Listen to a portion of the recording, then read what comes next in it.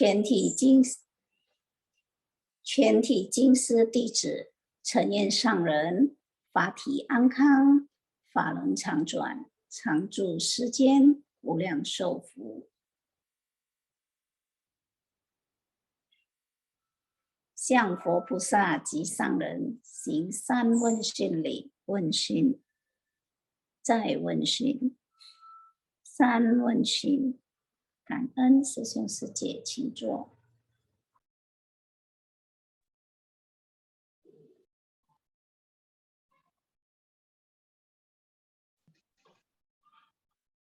Amitabha, selamat pagi sư兄sư姐 semua. Cảm ơn sang人讲故事, cảm ơn sư兄sư姐 semua, cảm ơn Hui Mei sư姐 yang sudah membacakan kata pelimpahan jasa. Senang sekali ya hari ini bisa bertemu dengan sư兄sư姐 kembali ya. Saya hari ini ditemanin oleh Sri Suje. Sri Suje, silakan untuk menyapa. 感恩上人讲故事，师兄师姐早上好，罗斯尼师姐早上好。早上好。Ya, kita tetap semangat ya dan sehat selalu. Ya.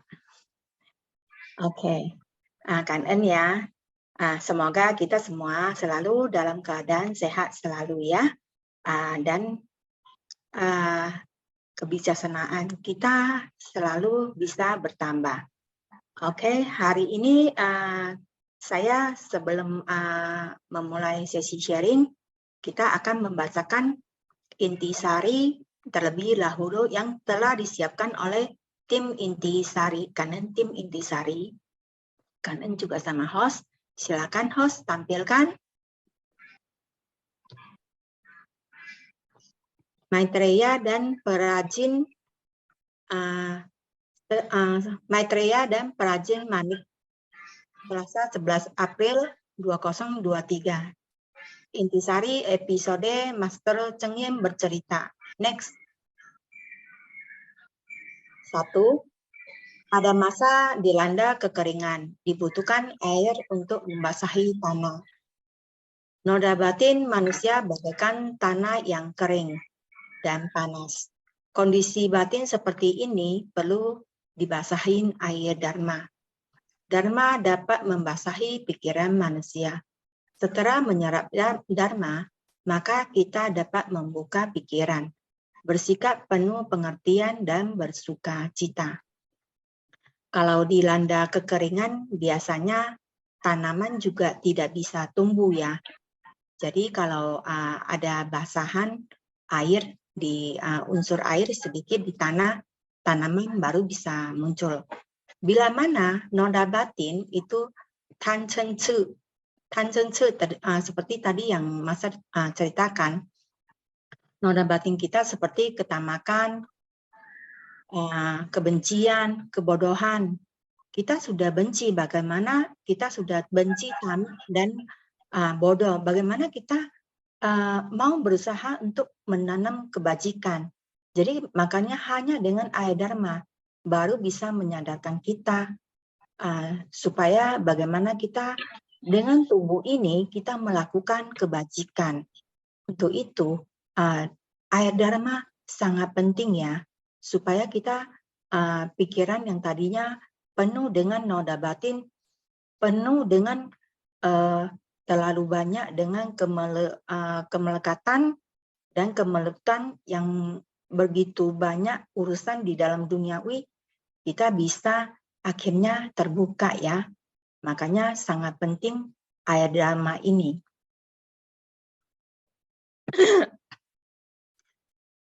Awalnya pengrajin manik kehilangan peluang untuk mendapatkan uang. Namun setelah mengetahui bahwa sesungguhnya dapat memberi persembahan kepada praktisi yang berhati mulia, berhati murni dan jernih, pahalanya sungguh besar, tak terbandingkan dengan benda materi dan uang. Pengrajin manik itu membuka hati dan menyerap dharma dan memperoleh kesadaran untuk melenyapkan kerisauan. Kerisauan akan apa ya? Soalnya ini agak ketutup ya. Bentar. kerisauan akan memperoleh dan kehilangan. Jadi ya awalnya pengrajin itu merasa galau ya, karena peluang dia tadinya dia bisa mendapatkan uang ya yang 100.000 ya. Jadi karena dia asik menegakkan dharma, akhirnya dia dibatalkan ya sama yang orang yang sudah pesan ya. Memang kita kalau kita sedang mendengar dharma, karena kita sudah dengar sampai begitu serius, kita juga tidak ingat dengan sekelilingnya. Jadi makanya pengrajin itu tidak mengingat waktu yang sudah ada janji. Jadi makanya beliau sampai lupa. Untung dari Bodhisattva Maitreya ini membawa beliau, akhirnya beliau yang tadinya sangat galau bisa rasanya bisa terbuka dan merasa nyaman kembali ya. Harta bisa dicari, tapi kalau misalnya untuk kesempatan mendengarkan dharma dan bisa terbuka itu sangat jarang ada ya. Jadi beliau bisa memanfaatkan setiap kesempatan yang ada untuk mendengarkan dharma. Jadi makanya dengan hati terbuka segala sesuatu yang urusan di duniawi beliau akan kerjakan dengan senang hati. Oke, next PPT.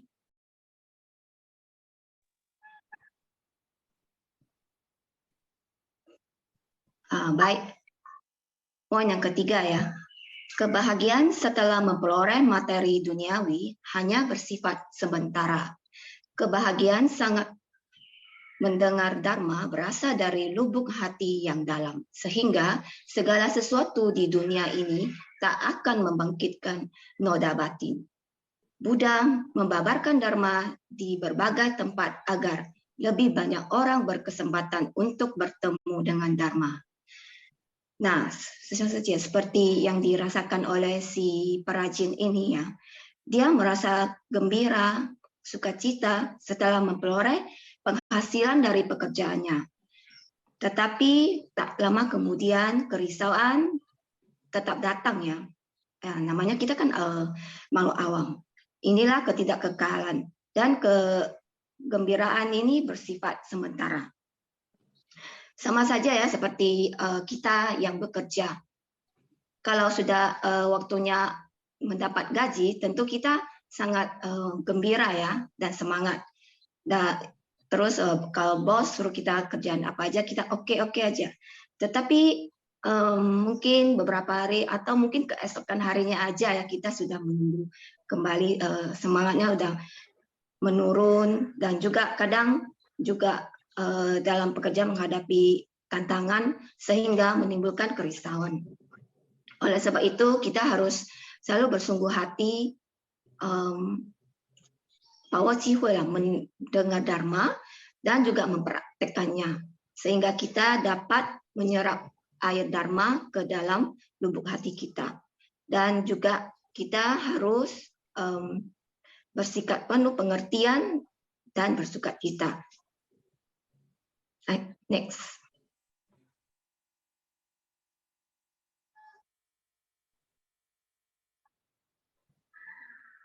Burung merak menolong harimau. Ini cerita yang kedua ya. Oke, next PPT.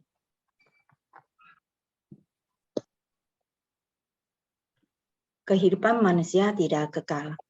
Kita hendaknya memahami bahwa kita tidak memiliki hak milik atas tubuh ini, melainkan hak pakai atas tubuh ini. Karena itu, kita harus memanfaatkan tubuh ini dengan baik untuk melatih diri dan mendalami ajaran Buddha. Dimulai dari membangkitkan tekad untuk mendengarkan dan berlatih ajaran Buddha. Memang dari poin ini, kita biasanya ya, kita kalau banyak orang ya, kita kalau mengajak mereka ikut kegiatan amal di Ceci, mereka selalu bilang, tunggu saya, anak saya sudah besar, atau tunggu saya punya urusan kerjaan sudah beres, sudah tidak ada tanggungan lagi. Tapi kalau ditunggu-tunggu, tubuh kita apakah bisa tunggu? Selagi kita masih sehat dengan badan ini, kita bisa melangkah, berjalan di jalan bodhisattva. Karena tubuh ini, kita juga nggak bisa kendalikan tubuh ini selamanya sehat selalu ya. Penyakit datang kita tidak ada yang tahu ya. Kapanpun, apakah kita bisa sehat selamanya, kaki kita sanggup untuk berjalan terus, kita tidak ada yang tahu ya. Seperti kemarin ya, saya mendadak ya habis bagi kupon, tiba-tiba kaki saya jadinya tidak bisa jalan. Jadinya bagaimana ya? Jadi mau naik tangga sama itu susah. Itu jadi membuat saya lebih sadar lagi ya. Kita tubuh benar-benar ya. Tidak ada yang tahu kapan itu kita punya sakit akan datang. Kita nggak bisa kendalikan. Apakah kita kendalikan dengan udah tubuh saya selamanya kita tetap akan sehat selalu. Tak ada yang tahu. Makanya selagi kita punya kesempatan, waktu kita masih ada dan kita punya badan masih sehat. Kalau tunggu badan kita sudah sakit-sakitan, kita mau ikut orang untuk turun ke lapangan juga sudah susah ya. Apalagi kita untuk pergi ke tempat bencana, itu lebih tidak mungkin lagi. Jadi selagi kita masih ada kesempatan, kita harus memanfaatkan apa yang ada dan kesempatan yang ada untuk terus berjalan di jalan bodhisattva. Makanya kita jangan tunggu-tunggu ya. Kalau memang dikasih kesempatan, ayo kita genggam. Kalau misalnya dikasih kesempatan untuk mau tanggung jawab di kegiatan apa saja, kalau biarpun kita nggak bisa, orang sudah percayakan ke kita harus mau belajar ya. Jadi selalu ada kesempatan, kita genggam terus. Jangan sampai setelah kesempatan udah lewat, kita mau menyesal itu sudah lewat. Waktu terus berlalu. Jadi kesempatan yang sudah lewat tidak bisa kembali lagi. Kita juga tidak tahu apakah hari esok datang duluan atau ketidakkekalan datang duluan. Jadi kita benar-benar harus memanfaatkan kesempatan yang ada. Jadi kalau memang ada kesempatan, ayo kita genggam ya. Poin nomor 2, terlahir sebagai manusia, hendaknya giat melatih diri. Tidak hanya melatih diri di kehidupan ini, melainkan harus dari kehidupan ke kehidupan. Seperti Buddha terus melatih diri sejak berkalpa-kalpa yang lalu. Dengan melapangkan nama Buddha, berarti menjadikan hati Buddha sebagai hati kita. Segala sesuatu di dunia mengandung dharma dan terus membangkitkan hati penuh cinta kasih kepada semua makhluk. Ini ya membuat saya teringat ya, kita ya ibaratnya ya, untuk lahir sebagai manusia ibaratnya seperti kura-kura yang di dalam lautan yang luas, yang ada kayu, kita untuk timbul, maksudnya dia kura-kura ini kondisinya buta. Beliau untuk bisa masuk ke lubang itu, bisa nongok kepalanya, itu sangat susah ya.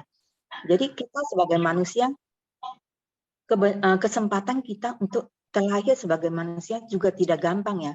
Kalau kita di kehidupan ini kita tidak mau melatih dan tidak mau memanfaatkan kesempatan yang ada, waktu sudah terlewat akan susah ya. Jadi ini juga membuat saya jadi teringat akan syair suci ya, bahwasanya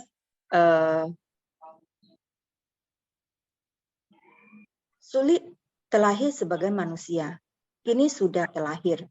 Sulit bertemu Buddha Dharma, ini sudah bertemu. Jika tidak membimbing diri sendiri pada kehidupan sekarang, kapan kita akan membimbing diri sendiri? Jadi benar-benar tidak gampang untuk terlahir sebagai manusia. Sudah terlahir sebagai manusia, maka kita harus memanfaatkan tubuh kita yang ada. Jangan sampai setelah lewat kita merasa sia-sia ya. Jadi Buddha melatih diri, kita melatih diri ya. Buddha aja berkalpa-kalpa. Kita jangan berpikiran kehidupan ini saya sudah melatih diri, berarti saya sudah ibarat kata udah boleh sombong ya, nggak boleh ya. Buddha aja melatih diri bukan saja di kehidupan ini ya, sudah berkalpa-kalpa. Kita juga tidak tahu lagi kalpa yang berapa kalpa yang lalu. Jadi kita juga harus melatih diri dari kehidupan ke kehidupan. Jadi jangan sampai timbul satu pikiran kesombongan ya. Kita sudah melatih diri, berarti kita sudah tahu nih. Berarti udah deh, saya udah boleh tenang ya. Saya ada cerita juga ya, satu cerita yang tadinya satu orang itu dia melatih diri mengikuti sila di masila, terus dia kelihatannya memancarkan terangnya ya. Jadi setelah dia mendengar dari satu bisu, satu bante, bahwasanya dia sudah ada pancaran sinar terang ya, dan ada banyak dewa pelindung dharma yang ada di sekeliling dia. Beliau langsung udah timbul kesombongan. Akhirnya dia tidak mengikuti sila dan tidak bervegetarian lagi, makan apa aja, melakukan apa saja. Akhirnya satu-satu dewa pelindungnya akhirnya meninggalkan beliau. Jadi kita juga ingat ya, kesombongan itu juga merupakan noda batin ya. Jadi jangan sampai timbul kesombongan. Jadi kalau dengan melafalkan nama Buddha, berarti Buddha itu ada di dalam hati kita. Bila mana hati kita ada Buddha, berarti kita harus menjadikan Buddha sebagai panutan kita. Kita harus dalam tindakan sehari-hari itu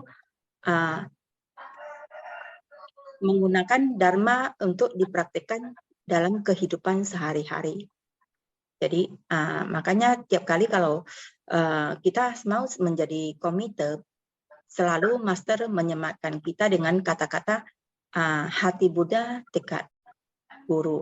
Itu artinya Master mengharapkan kita semua itu punya hati Buddha, bisa mempraktekkan dalam jalan Bodhisattva. Segala sesuatu di dunia mengandung Dharma, terus membangkitkan penuh cinta kasih. Segala sesuatu, memang kadang masalah itu timbul, berarti kita harus berlarut-larut dalam masalah ya. Masalah itu membuat kita menjadi bagaimana kita mengatasi, bagaimana kita menerima. Nah, dari masalah itu, makanya kita bisa bangkit kebijaksanaan kita. Jadi segala sesuatu itu pasti ada kandungan dharmanya. Bukan masalah membuat kita jadinya, kok saya sudah melakukan banyak kebajikan, tapi saya di dalam kehidupan sehari-hari tetap banyak masalah. Justru masalah itu adalah ujian buat kita ya. Apakah kita sudah menyerap dharma ke dalam hati kita atau belum? Atau malahan kita cuma dengar dari kuping kanan keluar kuping kiri ya. Jadi kita benar-benar harus berjalan sesuai dengan dharma yang sudah kita dengar dan kita praktikkan dalam kehidupan sehari-hari. Oke, next PPT. Nah, selanjutnya poin ketiga. Dalam kitab Jataka, kita dapat melihat berbagai kisah kehidupan Buddha pada saat melatih diri. Selain terlahir di alam manusia, Buddha juga pernah terlahir di alam binatang. Seperti dalam kisah ini, Buddha terlahir sebagai seekor burung merak, berhati penuh cinta kasih, bagaikan seorang ibu memandang semua makhluk adalah anaknya.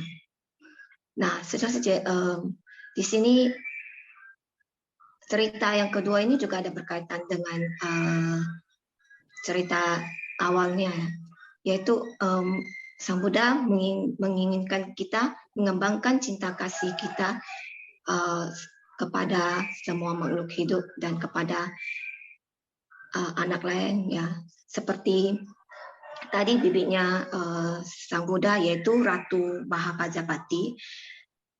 Dia kan menyayangi Sang Buddha, maka Sang Buddha juga menyarankan agar dia extend mengembangkan cinta kasihnya kepada orang lain. Sama juga ya seperti kita yang sebagai orang tua, apalagi sebagai ibu ya. Kita selalu menyayangi anak kita. Mau kasih anak kita yang baik, apa aja pingin baik.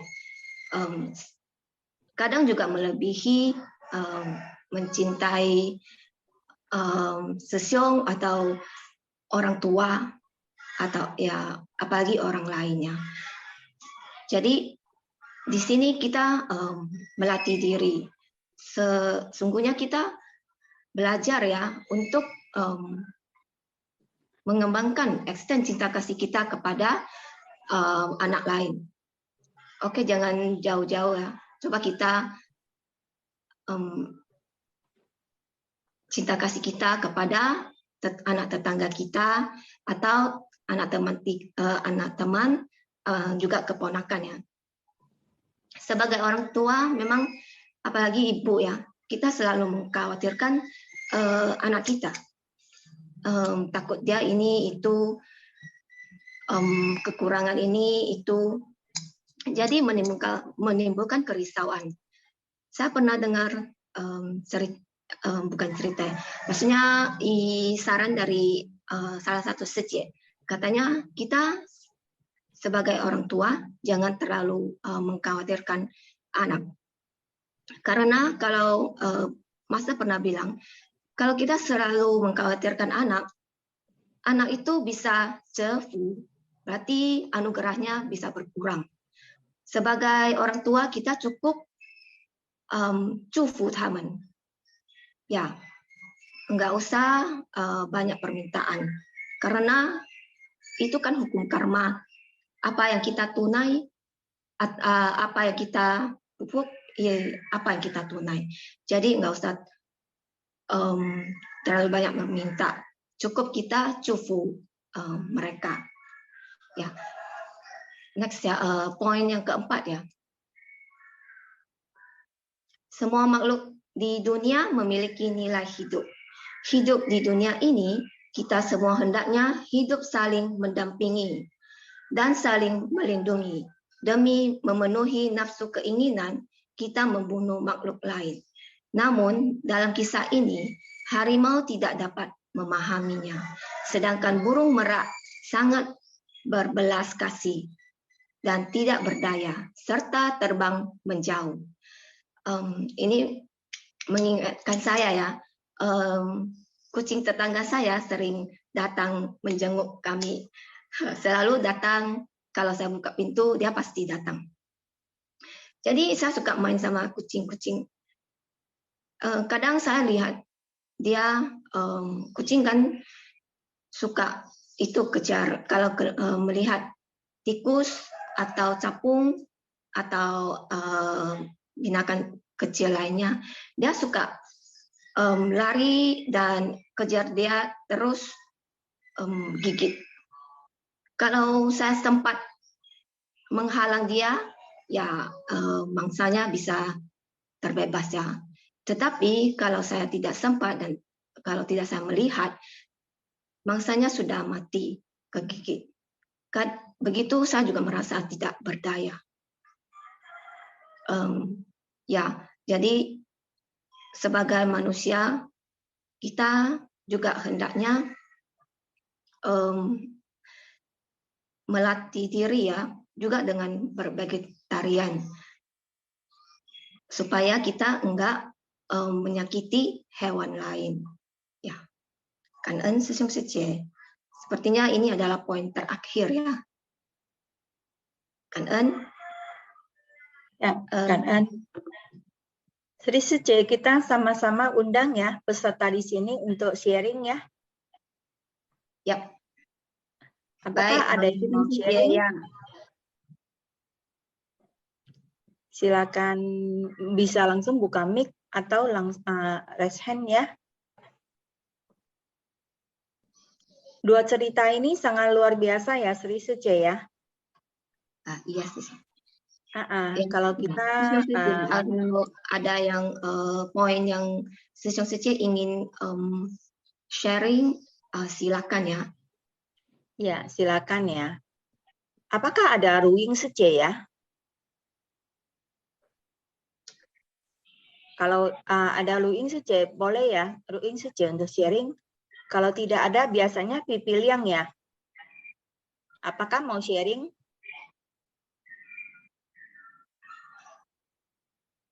Kalau masih belum ada, Sri Suce, kita bahas sendiri dulu ya. Mungkin karena kita bahas, ada timbul sesuatu di antara peserta sini, akhirnya juga mau sharing ya. Kita coba lihat di yang pertama ya, Maitreya ya, dan Pengajemane ya. Itu tadinya Ratu Maha Prajapati ya, yang merupakan bibi atau ibu tiri dari Sang Buddha ya. Beliau begitu sepenuh hati ya, sudah membuatkan sehelai kain untuk Sang Buddha ya. Tapi malahan Sang Buddha dengan halus menolak ya, untuk diberikan kepada yang lain, suruh beliau untuk membangkitkan yang tadinya cinta kasih individu untuk dijadikan cinta kasih universal ya. Jadi kalau misalnya kejadian ini menimpa kita, mungkin kita yang sebagai makhluk awam belum tentu semuanya bisa terima ya. Mungkin di antara Susyung Suci ada yang punya pikiran, kalau saya di posisi Ratu Maha Prajapati bagaimana? Atau bagaimana pendapat Susyung Suci tentang masalah ini? Mungkin boleh sharing ya. Ya, kalau ada yang berkaitan, cerita yang berkaitan dengan cerita ini, ya Susyung Suci silakan sharing ya. Selamat pagi, Suci. Pagi, Hok Dai Susyung. Ya, jadi belum ada yang mau sharing. Saya sharing dulu ya, barangkali bisa menghangatkan suasana ya. Ya, jadi ya, sebelumnya Kangen Sang dan Sokuse. Jadi Kangen juga semua Susyung Suci yang sudah hadir. Jadi kalau kemarin saya mengikuti juga begitu banyak orang yang tertarik ya, karena kemarin tuh membahas karma. Karma itu ternyata memang begitu sangat menarik ya, membahas karma.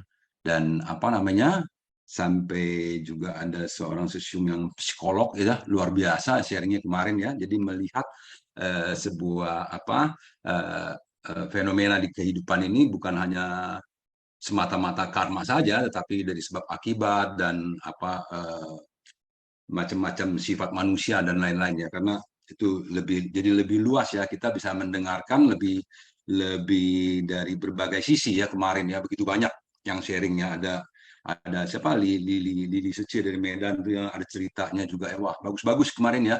Jadi mudah-mudahan hari ini juga Susyung psikolog kita itu psikolog apa psikiater kemarin, Justisar ya kalau nggak salah, Justisar Susyung ya. Jadi mudah-mudahan beliau juga hari ini ikut dan mudah-mudahan nanti bisa sharing ya. Baik, saya sharing dari yang pertama ya. Jadi video yang pertama itu kan tadi mengenai Buddha mendorong atau mendorong bibinya untuk menganjurkan bibinya untuk membuat jubah untuk para anggota sangga ya. Jadi bukan hanya untuk dirinya saja. Jadi maksudnya di sini kan supaya tidak ada kemelekatan. Maksudnya memang ajaran Buddha itu selalu mengatakan untuk tidak melekat, bahkan kepada keluarga ya. Jadi Master juga ada sering mengatakan bahwa kalau kita udah praktisi itu ya tidak melekat lagi kepada hubungan-hubungan ya, tapi memandang semuanya menjadi setara. Ya, seperti kalau yang di cerita kedua, Merak tadi kan memandang semua makhluk sebagai anak-anaknya. Jadi dia menggunakan hati ibu. Ya, hati ibu, seorang ibu kan selalu menyayangi anaknya walaupun anaknya bersalah, walaupun anaknya tidak baik, walaupun anaknya nakal, ya semua itu tetap disayang. Ya, jadi begitu, tidak membeda-bedakan. Nah ini. Jadi Buddha juga mengajarkan atau menganjurkan kepada bibinya agar tidak membeda-bedakan dan membuat jubah bagi semua orang. Dan ternyata para praktisi juga membeda-bedakan juga ya kayaknya ya gitu ya. Jadi nggak ada yang berani terima, wah ini jubah dari bibinya Buddha nih, jangan nggak berani terima ya. Sampai akhirnya Bodhisattva Maitreya ya Biku Maitreya ini yang berani menerimanya. Jadi beliau memberi contoh juga kan, artinya ya kita juga baik sebagai pemberi, baik sebagai penerima, tidak membeda-bedakan ya. Jadi kalau seorang praktisi itu menerima sesuatu dari umat, seperti apalagi anggota sangga menerima sesuatu dari umat, itu harus diterima dan kemudian dimanfaatkan. Jadi seperti dana makanan diterima dan dimanfaatkan untuk tubuh jasmaninya gitu. Dengan demikian pemberian itu menjadi sempurna. Dan apa sempurna? Ya dia mendapatkan apa namanya? Mendapatkan artinya lahan yang tepat, kira-kira begitu ya. Jadi dia berdana, terus kemudian mendapatkan lahan yang tepat sehingga bermanfaat. Nah demikian juga jubahnya itu kan dipakai oleh Maitreya, dan Buddha mengatakan gunakanlah jubah itu untuk membabarkan dhamma. Nah, ya. Jadi jubahnya dipakai untuk membabarkan dhamma, berarti jubah pemberian daripada apa namanya? Daripada bibinya itu jadi bermanfaat sekali. Karena dalam membabarkan dhamma itu adalah kalau dalam ajaran Buddha, pemberian dhamma adalah pemberian yang tertinggi. Pemberian yang tertinggi dari segala macam materi, ya. Jadi dhamma itu yang tertinggi. Jadi itulah sebabnya makanya ketika Maitreya Buddha Maitreya lagi Bodhisattva Maitreya terus membabarkan dhamma, terus pergi ke apa, bertemu dengan pengrajin manik ya, pengrajin manik, terus kemudian si pengrajin manik ini menerima pembabaran dharma dari Maitreya, terkesima dia, terpana sampai lupa pada kerjaannya. Jadi dia melupakan pekerjaannya, dia terus begitu tertarik sama dharma, 1 hari, 2 hari, sampai 3 hari ya, sampai orang yang pesen kalung sama dia sampai batal ya, sampai bahkan dia ngikut Bodhisattva Maitreya ke wihara ya. Ya bayangkan ya, begitu hausnya akan dhamma, batin yang kering tadinya itu begitu disirami dhamma, wah menjadi begitu adem, damai, tenang, demikian ya kira-kira begitu. Nah ini luar biasanya dhamma. Jadi kalau pemberian itu pemberian hanya materi, nggak akan seperti itu. Nggak akan seperti itu. Pemberian materi itu hanya sebentar. Jadi kalau saya umpamanya hari ini ada yang kasih saya materi apa gitu ya, saya senang. Mungkin beberapa jam. Tapi kalau ada yang ngasihnya yang barang lebih bagus, mungkin beberapa hari. Yang lebih besar, yang lebih bernilai, mungkin beberapa bulan. Mungkin ada yang bisa sampai 1 tahun juga. Tapi terus kemudian udah nggak ini lagi. Tapi pemberian dhamma, jadi sharing dhamma daripada para sangga ataupun para praktisi Buddhis, itu sharing dhammanya itu ketika didengar oleh orang, lalu orang itu bisa merubah sifat-sifatnya, bisa merubah kemalasan menjadi kerajinan, bisa merubah jadi orang yang suka mabuk-mabukan menjadi orang yang tidak suka mabuk-mabukan, menjadi yang tadinya suka berbohong menjadi tidak berbohong, yang tadinya suka mencuri menjadi tidak mencuri. Wah, itu luar biasa. Pahalanya luar biasa. Karena pemberian apapun tidak akan bisa merubah seseorang kecuali pemberian dhamma, ataupun kita berbicara tentang kebenaran, berbicara tentang umpamanya kalau para teman-teman kita di Kristen, firman-firman Tuhan, membicarakan tentang hadits gitu ya, dari Muslim, dan itu kalau itu membuat orang itu berubah, berarti itu betapa manfaatnya dari pemberian tersebut ya. Jadi kalau pemberian materi nggak mungkin itu berubah sampai sebegitu lama, dan nggak mungkin juga pemberian itu bisa pay forward, itu bisa berlanjut. Kalau pemberian dhamma, orang begitu dia terinspirasi, dia terus kemudian bisa berubah, orang lain melihatnya juga berubah, orang lain bertanya sama dia kenapa berubah, lalu dia bercerita begini begitu, orang lain juga ikut berubah, berarti itu dia berkesinambungan. Nah itulah yang disebut, makanya pemberian dhamma itu luar biasa. Dari segala pemberian dhamma adalah pemberian yang tertinggi. Nah di sini itu Bodhisattva Maitreya itu telah membuktikan, memberi bukti ya dari cerita ini ya, dari cerita ini Bodhisattva Maitreya ini membuktikan bahwa pemberian dhamma itu membuat seorang pengrajin manik-manik yang tadinya hanya taunya usaha, terus hanya terus-menerus mendapatkan keuntungan-keuntungan materi, sekarang dia mendapatkan keuntungan batin. Ya, jadi kalau dibilang keuntungan juga ya. Jadi sebetulnya batinnya mendapatkan siraman dhamma sehingga batinnya menjadi begitu damai, sehingga dia merasa begitu bersuka cita, merasa begitu berbahagia ya. Jadi itulah pemberian dhamma. Jadi sebab itu makanya Buddha terus-menerus memberikan ajarannya, memberikan bimbingannya agar kita mampu bisa menginspirasi orang-orang lain ya, seperti juga Master memberikan kita bimbingan-bimbingan, ajaran-ajaran, meng-create 4 misi, 8 jejak Dharma, sehingga kita bisa melakukan praktek-praktek yang bisa menginspirasi. Jadi Dhamma ini juga bukan cuma Dhamma ucapan yang diucapkan, tentang Dhamma juga ada Dhamma yang dengan tindakan ya, dengan tindakan-tindakan kita. Jadi ketika kita berbicara sopan di mana-mana itu juga seperti dhamma tuh, memberikan orang inspirasi, memberikan pandangan, oh cara bicara orang insan suci itu begitu sopan ya, oh cara insan suci memberi sesuatu kepada mereka yang menerima bantuan begitu sopan ya, dan begitu ringan tangan, begitu siap membantu ya. Kalau kita lihat foto-fotonya, kita lihat menyaksikan pembagian beras, di mana ada nenek-nenek yang tidak mampu membawa beras, dibantu, dibawain. Nah itu dilihat orang. Nah ketika dilihat orang, tersampaikan kepada orang-orang dan orang-orang itu terinspirasi. Ini sama juga dengan sedang memberikan atau membabarkan dhamma loh ini ya. Ini dhamma tanpa suara nih. Ini persepsi saya ya. Mudah-mudahan saya rasa sih demikian gitu ya. Jadi itulah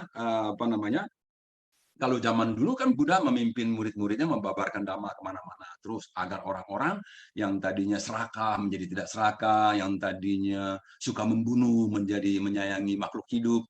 Demikian seperti itu terus bergulir. Jadi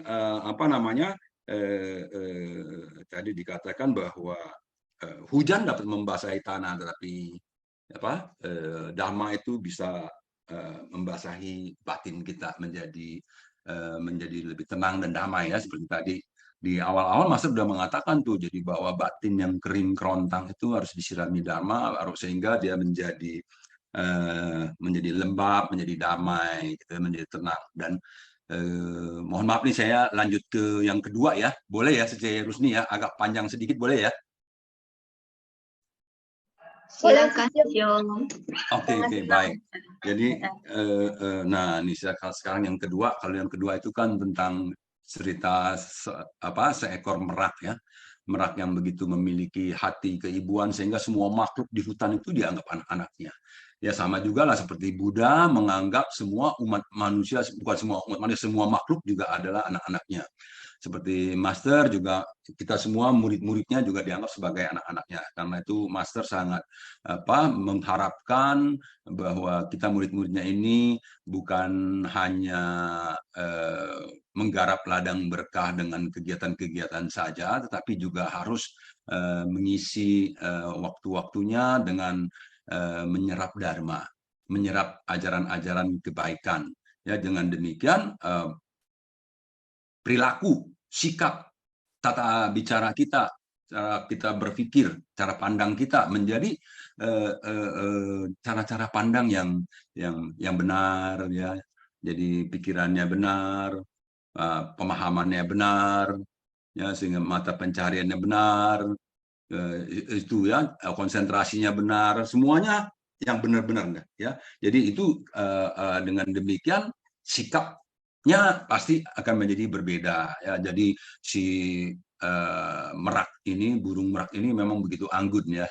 Jadi tampilannya udah anggun. Dan katanya yang harimau ini hewannya buas ya, buas. Saya sih kurang setuju kalau dibilang harimau hewan jahat ya. Sebetulnya dia tidak jahat loh, itu dia karena memang jadi harimau, terlahir jadi harimau ya. Kemudian dia cara makan harimau ya demikian ya gitu ya.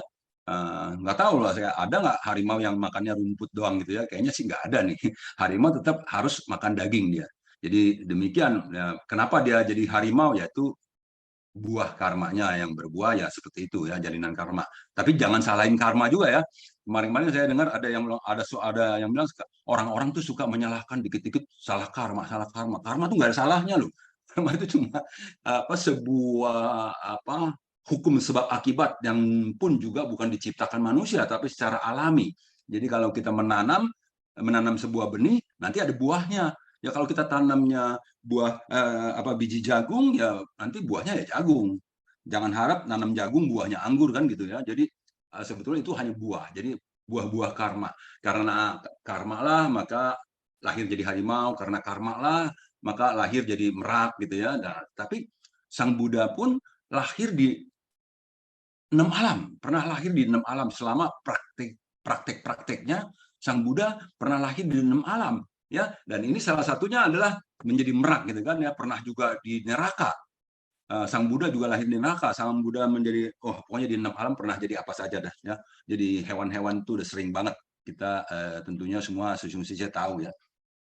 Nah, ketika menjalani karmanya ini ya harimau ya sesuai dengan ininya alaminya ya demikian. Dan merak ini merak yang begitu punya hati baik ya, walaupun dia melihat harimau menerkam rusa atau kijang gitu ya, makanya ya dia bersedih hati, tetapi dia tidak menyalah-nyalahkan.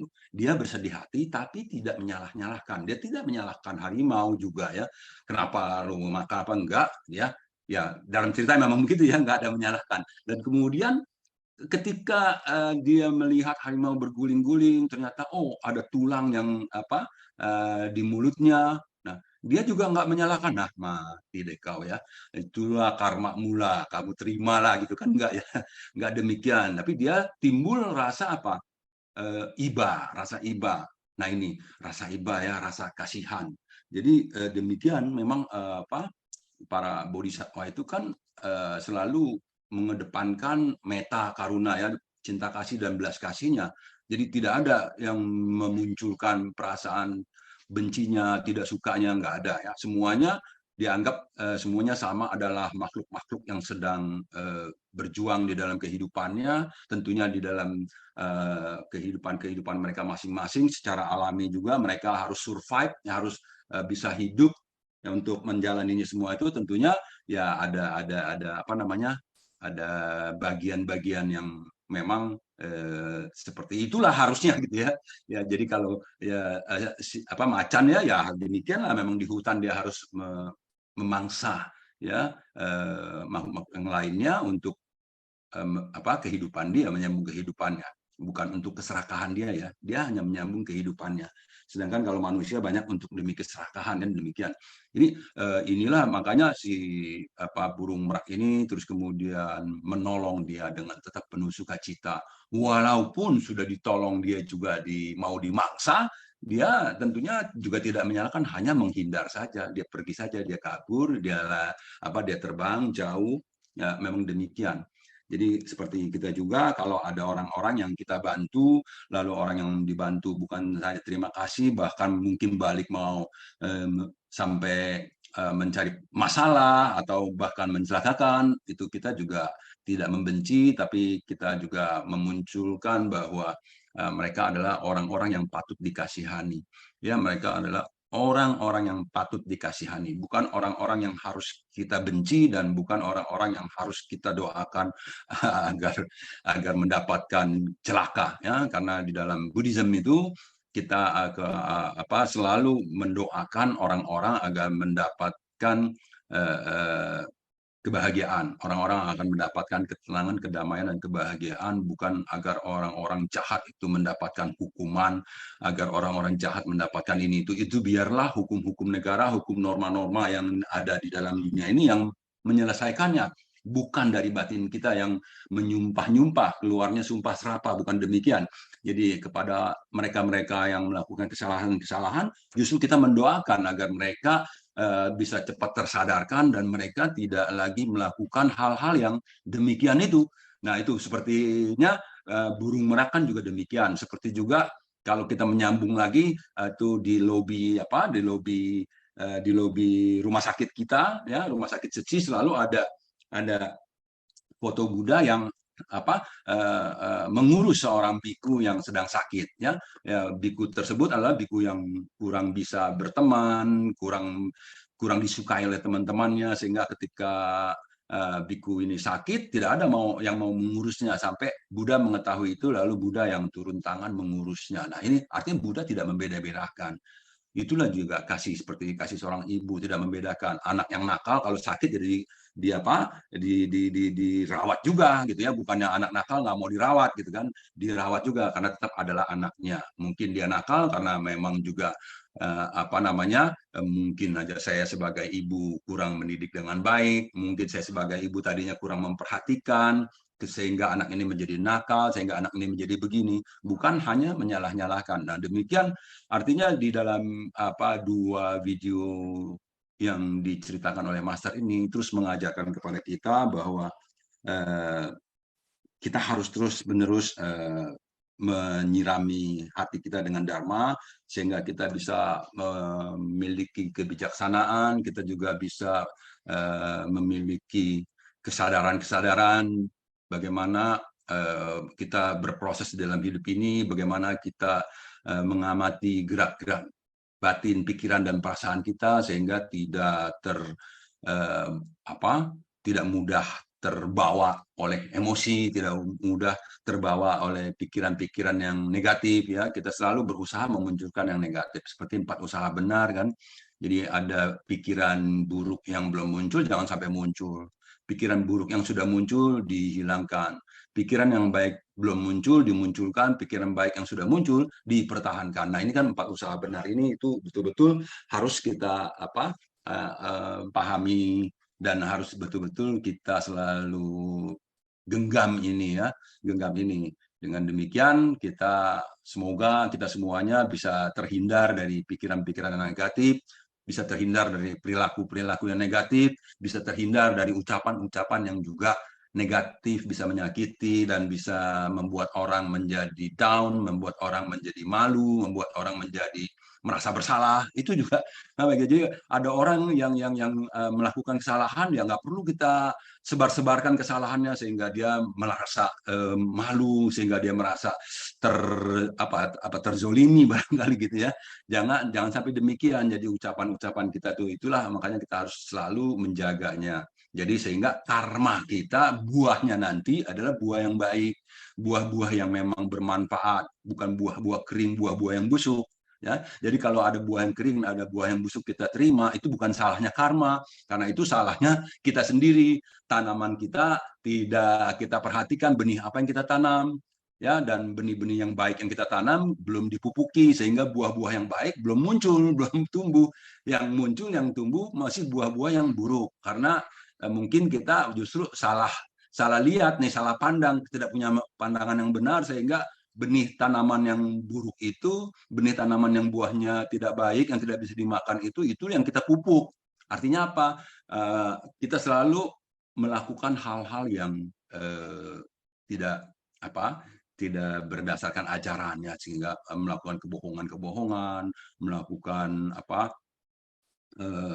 serangkaian hal-hal yang bisa merugikan orang lain dan lain-lain. Itu berarti memupuki benih-benih karma buruk. Kalau kita banyak berdana, banyak berbagi, banyak memaafkan orang, banyak mengasihi orang, itu berarti kita sedang memupuki benih-benih karma baik. Nah, jadi nanti kita yang akan menerima buah-buahnya ini dari sisi kita ajaran-ajaran master tentunya, ya. Dan mungkin nanti dari sesiung jus gitar, ya, jus gitar dari satu sisi pemahaman psikologi, pemahaman dalam kehidupan antar sesama, itu kan juga memang kita ada banyak ilmu-ilmu yang juga harus bisa kita pelajari, kita serap lagi. Dengan demikian kita semakin berkembang, ya. Jadi wawasan kita juga bertambah. Terima kasih Kan En semuanya. Kan En. Kan En, Sesiong Hok Lai, suaranya yang begitu semangat, ya. dan sharingnya yang menghangatkan. Nah, siswa-siswa yang lain juga jangan kalah dong, bersemangat ya untuk sharing.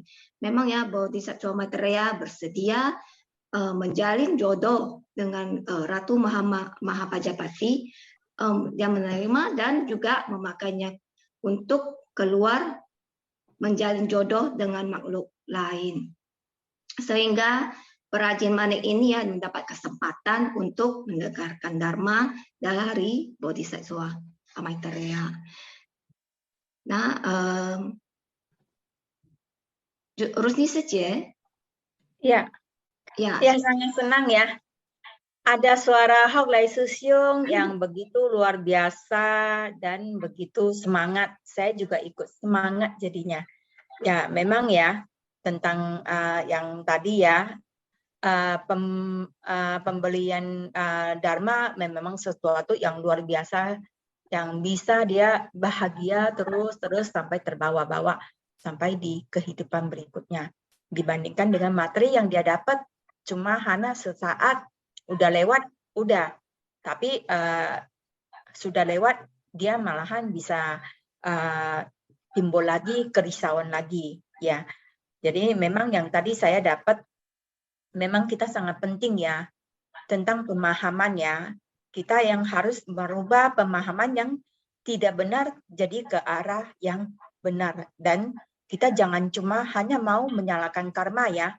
Malahan kita harus dengan sukacita kita terima apa yang ada. Seandainya memang buah karma yang harus kita terima dengan sukacita. Artinya kita sudah membayar. Setidak-tidaknya utang kita sudah berkurang ya. Malahan kita juga harus tetap menanam karma baik ya. Jadi selain itu kita juga harus mendoakan misalnya ada yang tidak baik, biarpun dia tidak baik sama kita juga harus mendoakan semoga beliau cepat tersadarkan, bisa berubah dari yang tidak baik ke arah yang baik. Dan kita juga harus ingat tetap menjaga hati dan pikiran kita tetap berada di jalan yang benar. Dan kita makanya sangat penting ya, air Dharma itu harus kita tetap siramin supaya bagaimana lahan batin kita tetap basah, jangan sampai kering. Jadi kita hanya dengan Dharma kita bisa membuat emosi kita yang tadinya orangnya pemarah terus bisa jadi berubah ke perilaku yang lebih baik. Sri Haryati, Sri Suce, kita undang ya. Ini ada jus gitar ya. Ya. Kayaknya ini sangat luar biasa, ini sus yang ini sampai dipromosi ke oleh sus yang pasti sangat luar biasa. Makanya kita semua sangat menantikan ya jus gitar sus ya. Sus ya. Kita undang ya. Silakan. Ya, selamat pagi ya Susyung Sece semuanya. Kangen ya sudah diberi kesempatan untuk bersharing sedikit. Kalau Hok Lai Susyung jagonya sharing Dharma ya, saya nggak berani karena saya juga baru rajin mengikuti Sun Faxian baru sebulan terakhir ya. Jadi tapi perubahannya adalah saya tiba-tiba merasa Sun Faxian tuh seperti kita menanti drama Korea. Jadi setiap pagi kita udah bersemangat, wah ini pasti ada sesuatu hal yang baru ya. Jadi kita berusaha belajar seperti spons, menyerap semua, jadi pasti ada hal yang baru dan setiap orang tuh kita anggap sebagai guru kita. Pasti ada hal-hal baru yang bisa diajarkan ke kita ya.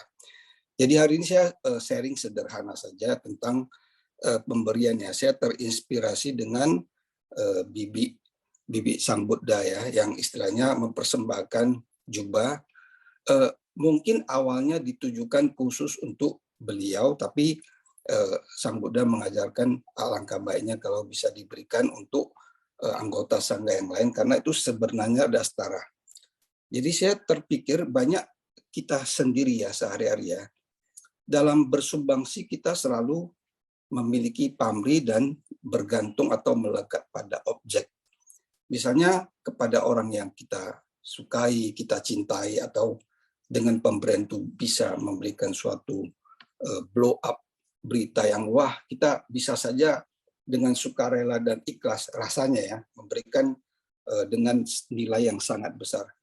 Padahal untuk orang-orang sekitar yang juga membutuhkan, kita bisa mengurangi, ini kita kasih sedikit, itu kasih banyak.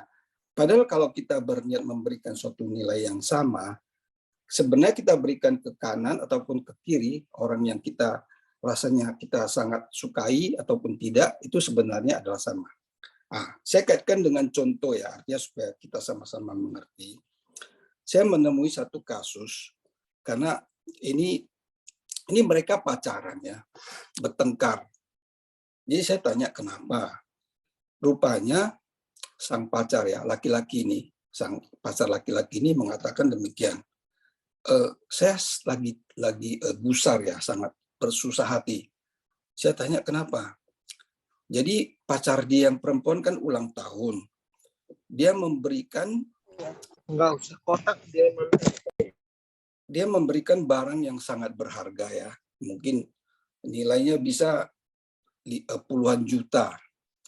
Jadi sang pacar perempuan ini bertanya, dia bilang, Hani, apakah ini betul-betul pemberian yang ikhlas untuk saya? Jadi katanya, iya dong, kan untuk kamu, supaya kamu bahagia. Oke, kalau ini udah diberikan ke saya, berarti kan ini milik saya.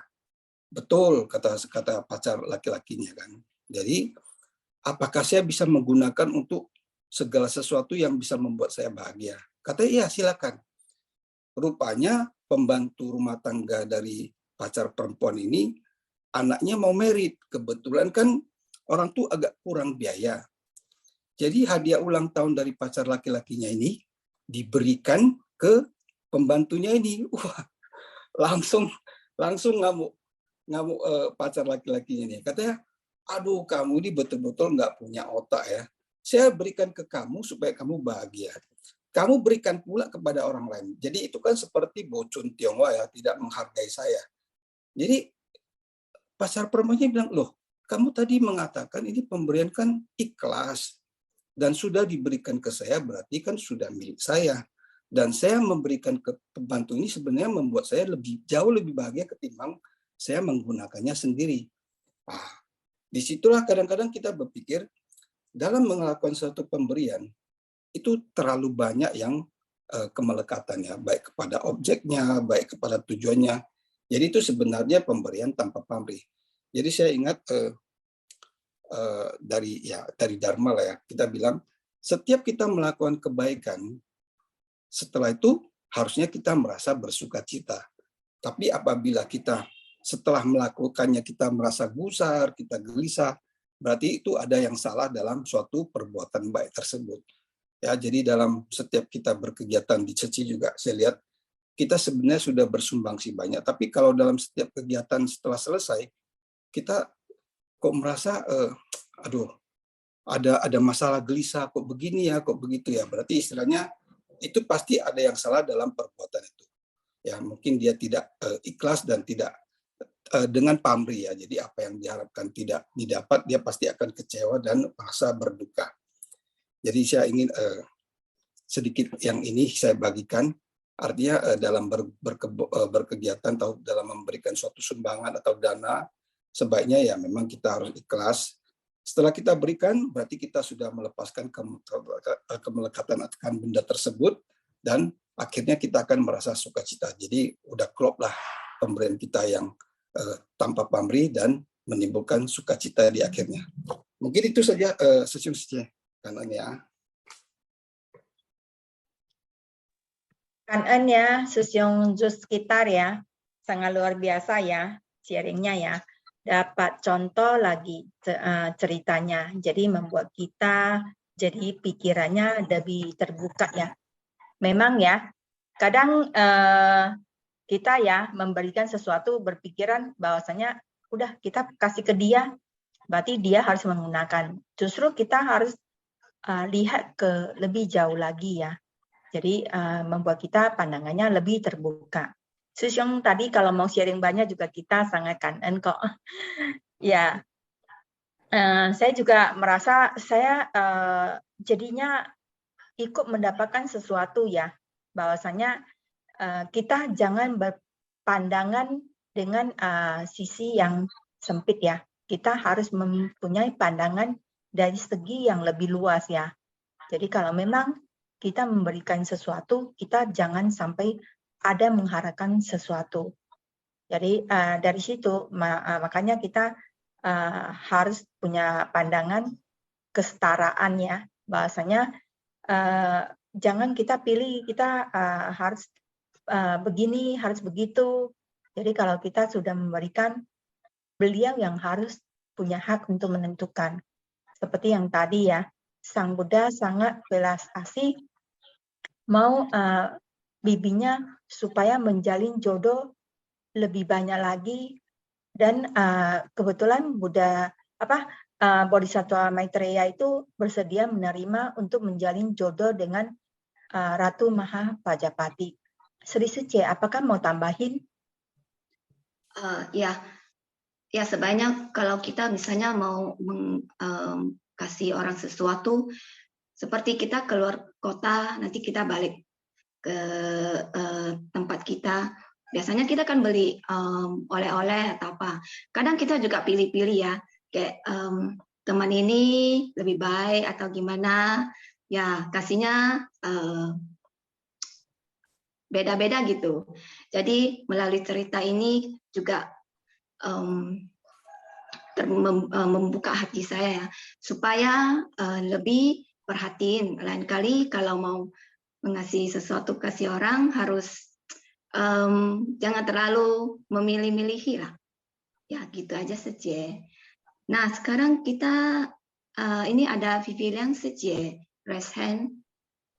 Vivian saja, silakan ya.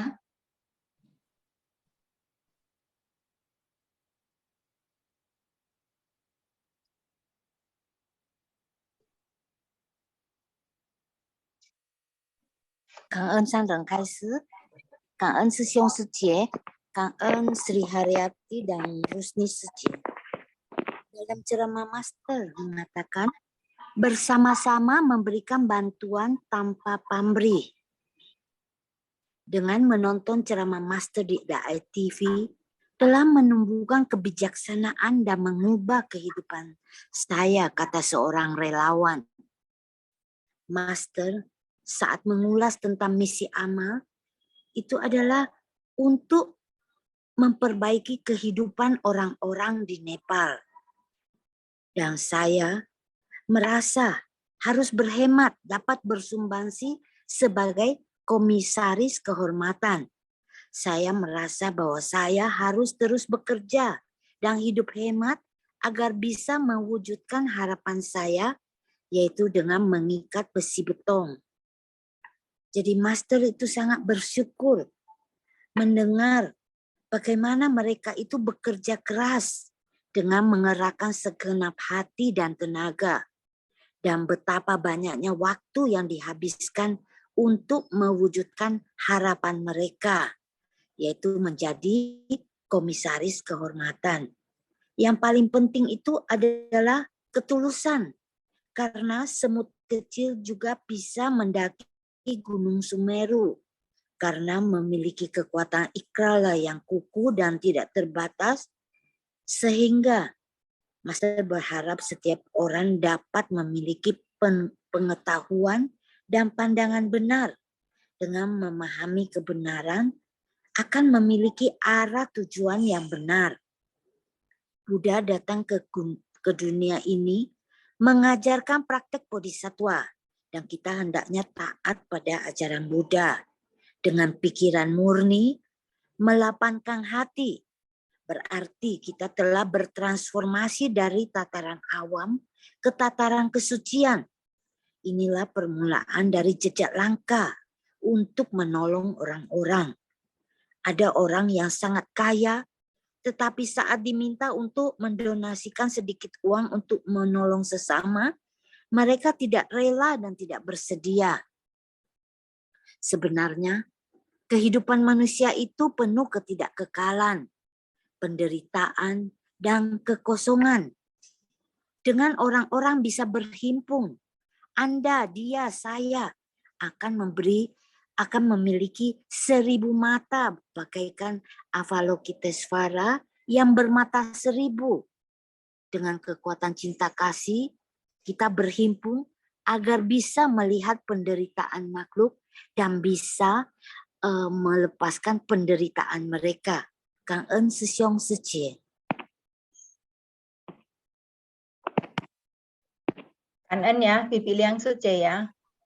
Ya, sangat luar biasa ya. Pipi Liang Suce ya. Memang kita harus memiliki pandangan dan pemikiran yang benar ya. Jadi kita baru ada arah yang mau kita tuju. Arahnya bagaimana? Arah yang kita tuju begitu menyimpang sedikit aja akan jauh sekali ya. Ini sedikit ada yang mau tambahin? Oh, enggak ada Sece. Di sini ada Rusliadi. Ya, kita undang ya. Ya. Ya, kita undang. Silakan Rusliadi Setsiong Kanan. 大家早上好，祝福大家semua sehat setiap hari ya. Saya lebih suka sharing sedikit tentang kenyataan-kenyataan yang saya praktik setiap hari. Ya, saya pernah bantu orang ya, dan mereka itu selalu bilang, saya bilang bantu kalian, habis itu kalian sudah sembuh, tolong kalian juga bantu orang. Ya, mereka akan mengatakan ke saya, nggak maulah bantu orang, nanti orang menyalahkan kita. Saya bilang, itu makanan sehari-hari saya. Saya udah biasa. Ya, saya bilang, tapi ya saya ngerti perasaan kalian. Kenapa saya mau cerita kayak gini? Ya, saya mau cerita tentang karma melalui hitung-hitungan. Ya, saya nasihati mereka kayak gini. Saya bilang, kamu telah bantu orang itu telah sembuh, betul nggak? Dan mereka akan menjelekkan kamu. Ya, itu udah biasa bagi saya. Ya, tapi ingat, kamu udah bantu dia plus 1. Dia menjelekkan ke kamu plus 1 lagi. Berarti karma jelek yang dia timbulkan, maaf ya, bukan kita mau cari untung. Ya, tapi saya menasihat mereka supaya tidak sakit hati membantu orang. Ya, saya bilang, ini kalau ada orang mengatakan seperti kayak gitu ke kamu lagi, kamu nggak usah sakit hati. Saya bilang, walaupun mereka menjelekkan kamu. Ya, saya contoh ya, saat COVID, saya membantu saya nggak tahu mereka menjelekkan saya di belakang. Ini kebetulan karma ya. Ya, saya pas lagi bantu satu orang yang kena kanker, lagi kemo, ya. Saya kirim mereka petunjuk mereka ke Jakarta. Dia panggil saya ke kenapa? Saya bilang, ada orang bilang kamu ini jahat loh, mulutnya gini. Saya bilang, tergantung, saya bantu kamu gimana? Baik kok lain ya. Makanya saya bilang, mulut orang itu kita nggak bisa menilai. Tapi yang penting niat kita membantu orang itu.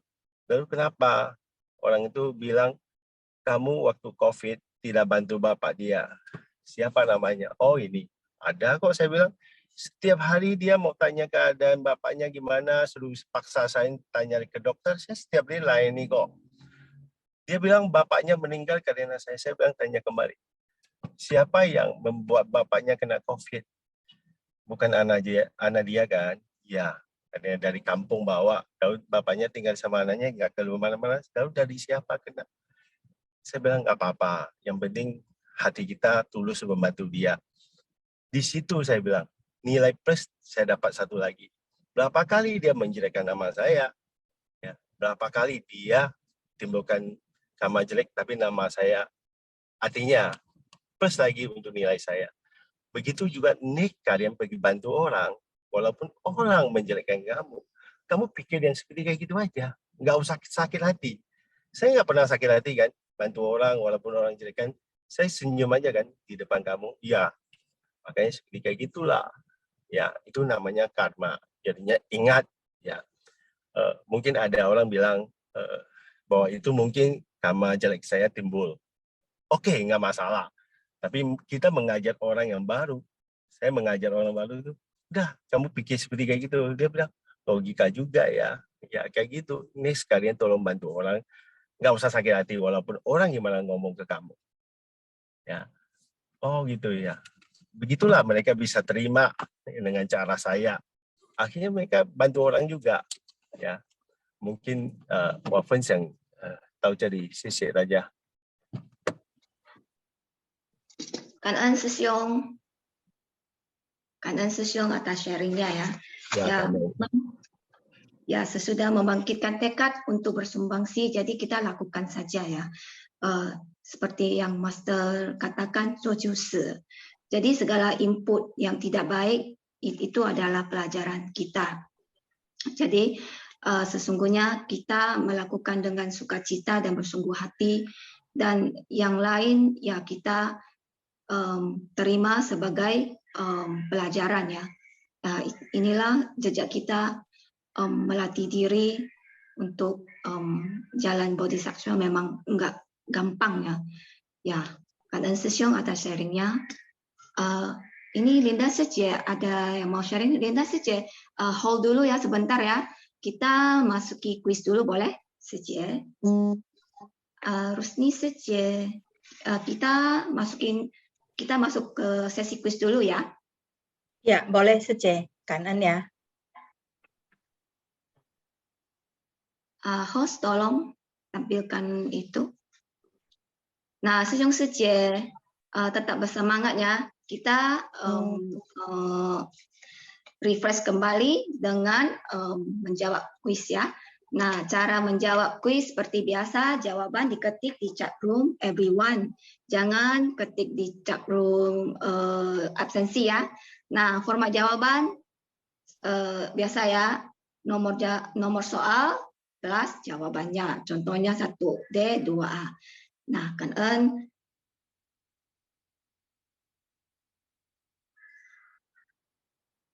Oke, kuis nomor 1 ya mengenai cerita pertama ya, Maitreya dan perajin manik. Soalnya, siapakah yang menerima kain rajutan bibi Buddha? A. Dewadatta, B. Manjusri, C. Nanda, D. Maitreya, E. Ananda. Nah, seharusnya ini semua harus jawabannya benar ya. Kita nggak hitung mundur ya. Host langsung close saja kalau sudah waktunya.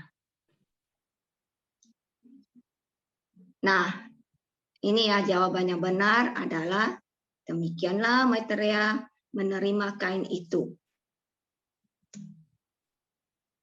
Jawaban yang benar adalah D. Bodhisattva Maitreya.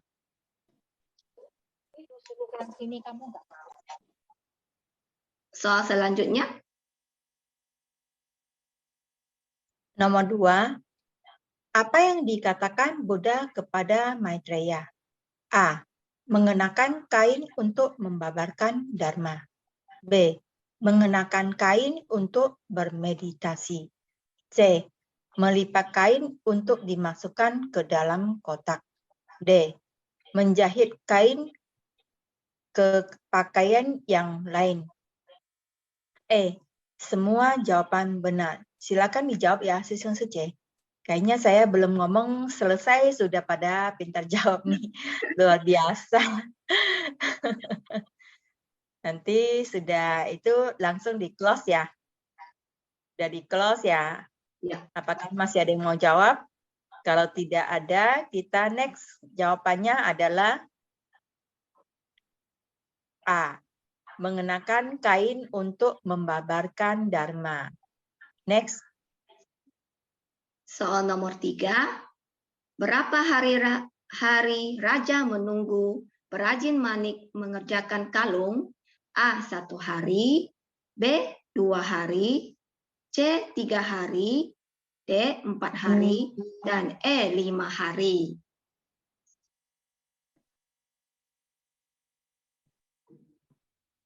Ini juga sangat gampang ya. Seharusnya betul semua nih jawabannya. Nah, ya semua pada pintar-pintar juga.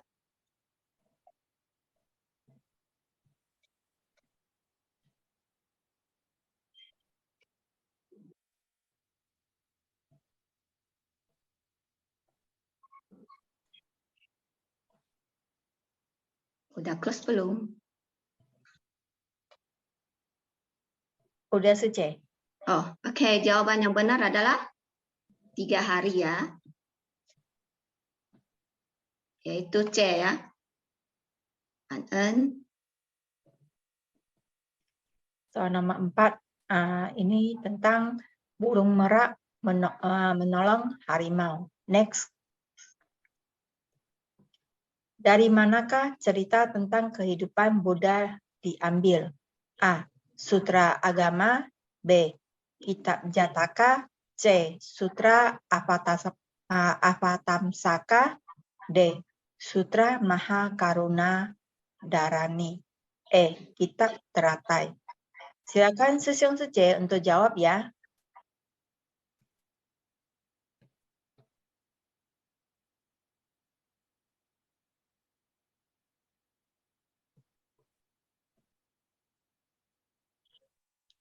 Wah, sangat luar biasa. Kayaknya jawabannya banyak yang benar ya.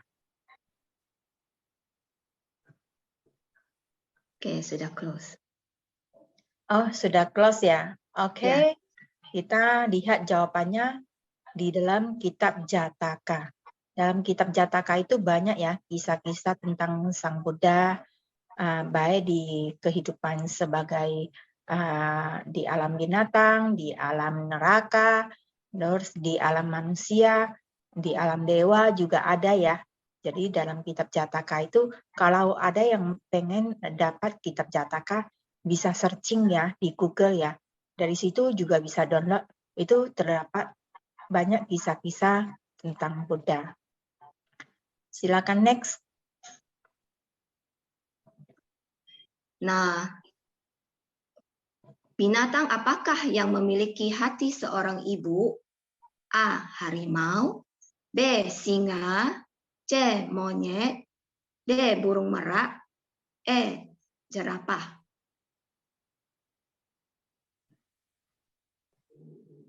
Jawaban sesuai dengan judulnya ya.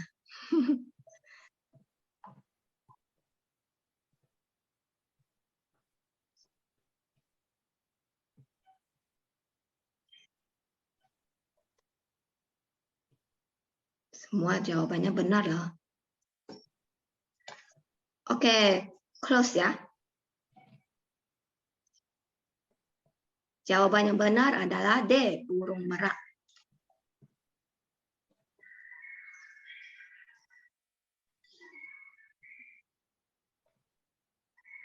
6.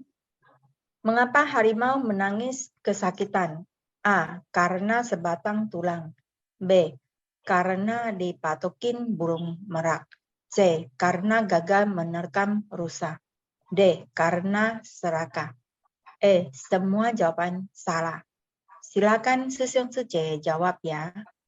Kalau tadi ada yang sudah menyimak, pasti tahu jawabannya ya. Sangat luar biasa. Silakan dijawab.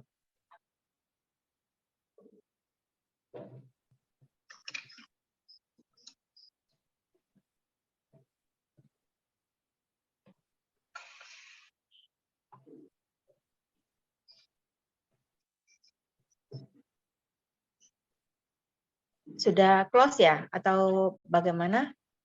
Belum atau sudah? Sudah close ya? Silakan kita lihat, ternyata ada sebatang tulang. Kita lihat jawabannya karena sebatang tulang ya. Jadi jawabannya adalah A. Banyak yang benar ya. Oke, kita sambil menunggu Kan-en ya. Kan-en tim kuis sudah mempersiapkan kuis ini. Sambil kita menunggu, Sri Suce, bagaimana kalau kita undang Linda Suce yang tadi sudah menunggu ya. Ya, Ya, Linda Suce.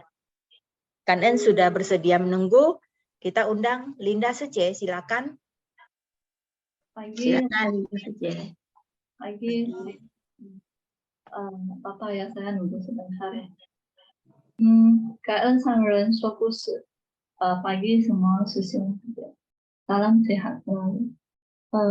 Boleh kasih saya poin nomor pertama.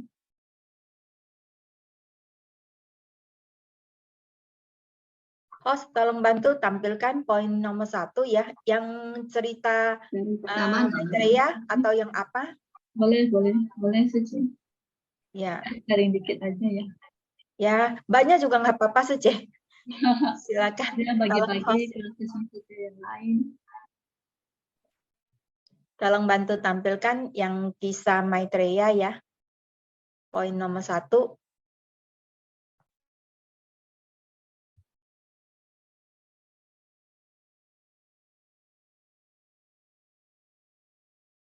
KN yang sudah tampilin ya.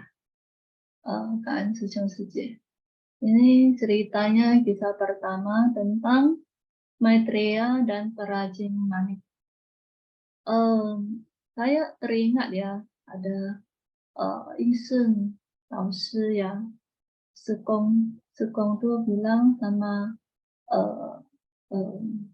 sang ren, bilang seorang pelatih sih mau ya menjalankan praktisinya harus turun ke kerumunan orang banyak. Ya, tidak bisa hanya mencari tempat yang tenang, yang bisa mengheningkan dalam hati diri kita. Ya, jadi sangat perlu ya kita masuk ke masyarakat ya, turun ke masyarakat. Saya merasa kenapa bisa demikian ya, karena saya merasa perlu ya, sangat perlu untuk belajar bagaimana kita untuk bisa ya melatih diri, baru kita bisa untuk turun ke kerumunan orang banyak ya. Jadi ini bisa kita merasakan ya. Kadang kita di dalam rumah itu ya, itu serba senang ya, serba ada ya. Hari panas buka AC ya, sejuk, nggak usah keluar ya. Mau haus, minum dengan air es ya. Jadi makan ya tinggal masak. Jadi semuanya serba keinginan, apa yang kebutuhan kita itu bisa terpenuhi.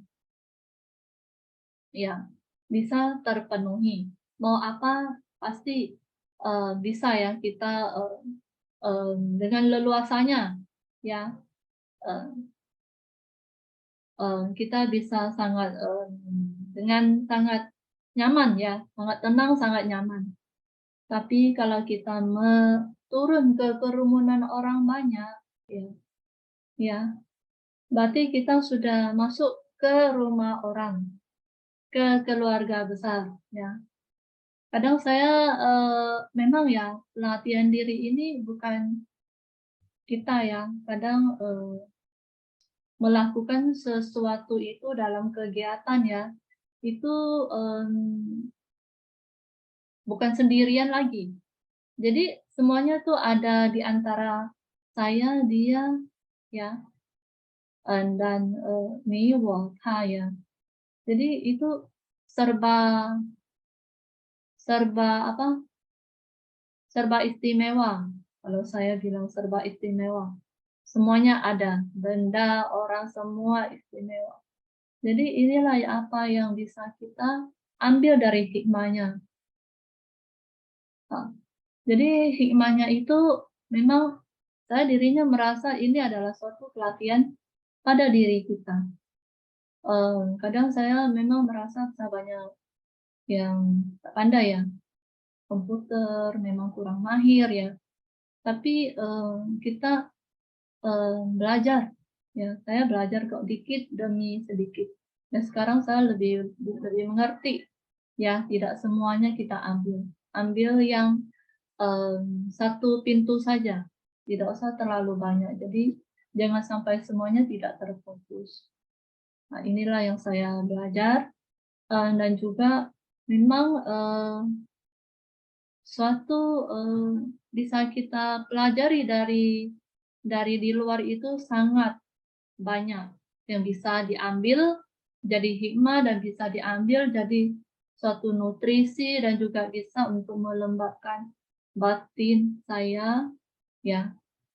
Inilah adalah suatu contohnya. Biasanya kita bisa malas-malas ya, malas-malas di rumah ya, karena saking kita nyamannya, jadi semua keinginan itu ya bisa terpenuhi. Tapi beda ya, kalau kita ke rumah orang itu sangat berbeda. Itulah perbedaan di dalam pelatihan diri kita dan di luar. Jadi memang benar ya, Insun Sekong bilang memang benar. Kita harus perlu melatih, ya, melatih diri kita di luar supaya kita lebih mengenal diri kita sendiri, ya, dan juga kita gimana untuk belajar, ya, untuk tidak terikat dan melepaskan pada diri kita, ya.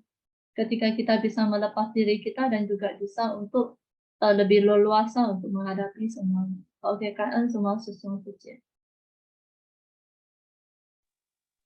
Kaan Linda Sejie atas sharingnya. Ya benar ya, kita harus bersyukur apa yang kita miliki. Kita sudah terlalu sebenarnya sangat bahagia udah ya. Rumah yang kita perlu juga sudah cukup ya. Jadi kalau kita nggak turun ke lapangan, kita nggak tahu alam yang lain yang seperti Sang Buddha katakan ya, di dunia ini ada beberapa macam alam. Ya, kalau kita nggak turun ke lapangan, kita nggak bisa merasakan itu alam neraka, alam kelaparan itu ada di situ. Ya, nggak usah kita cari jauh-jauh ya. Dengan turun lapangan kita sudah bisa merasakan. Ya, saya juga teringat ya. Linda Sejie waktu pertama kali menjadi host ya, juga seharusnya juga kurang bisa pakai komputer ya.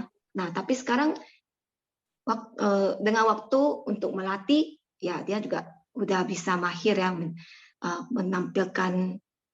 membantu menampilkan PPT dan sebagainya ya. Ya kan Sejie. Nah, sekarang kita sudah ada pemenangnya ya. Rusni Sejie.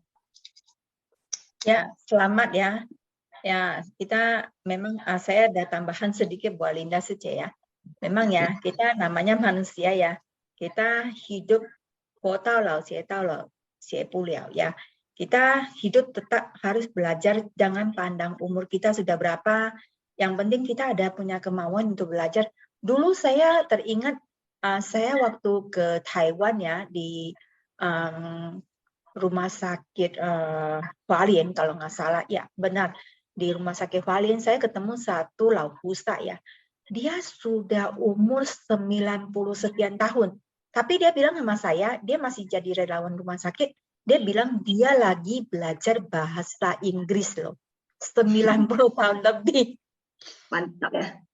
Mantap, itu benar-benar kita patut jadi contoh ya. Jadi kita jangan punya pikiran kita udah umur sekian, berarti kita kesempatan belajar sudah tidak ada, kasih yang lebih muda. Tidak ya, kita harus terus belajar, jangan pandang umur berapapun.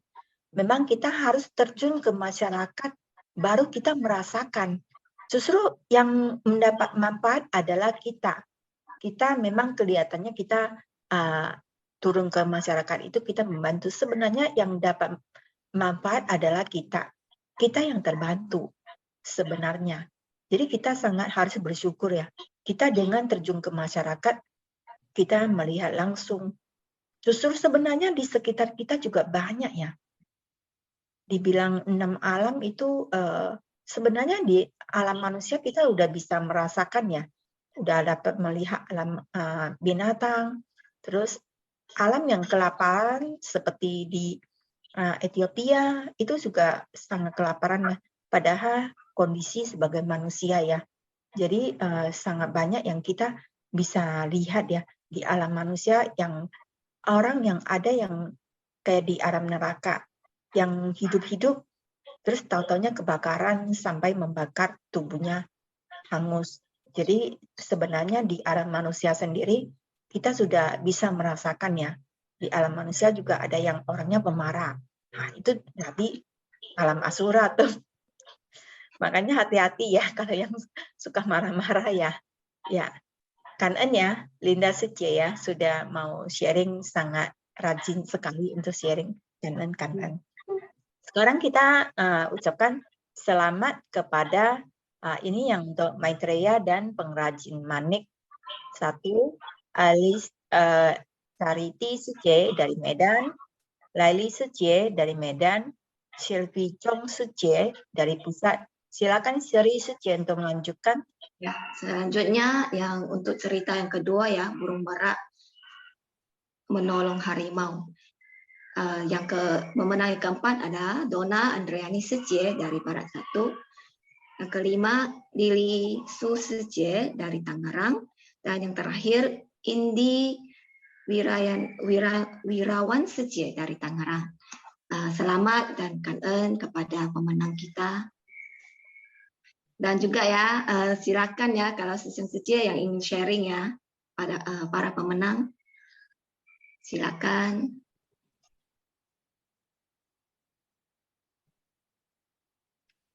Sri siapa kita panggil atau bagaimana ya? Ini ada yang Sylvie Chong sudah bilang izin tidak sharing ya. Apa Elise C apa mau sharing? Silakan. Silakan Elise C.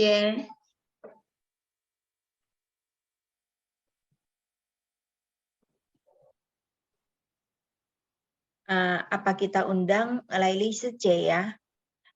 Iya, Laili Sece, silakan ya.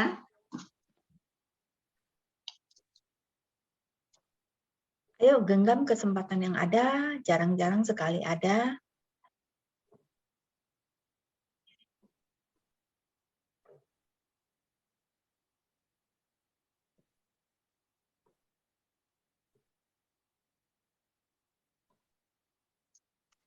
Biasanya Laili Sece sering sharing ya. Mungkin nggak ada di tempat. Mungkin dia lagi sibuk ya, lagi masak atau apa. Kita mengerti. Ya, untuk itu Sylvie Chong tadi sudah izin. Kita izin tak sharing. Donna Adrian izin tidak sharing ya. Ya. Lili Sece.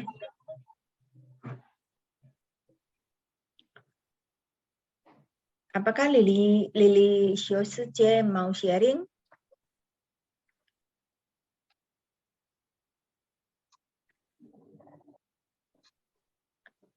Atau kita lanjut ya dengan Indri ya, Indi Wirawan.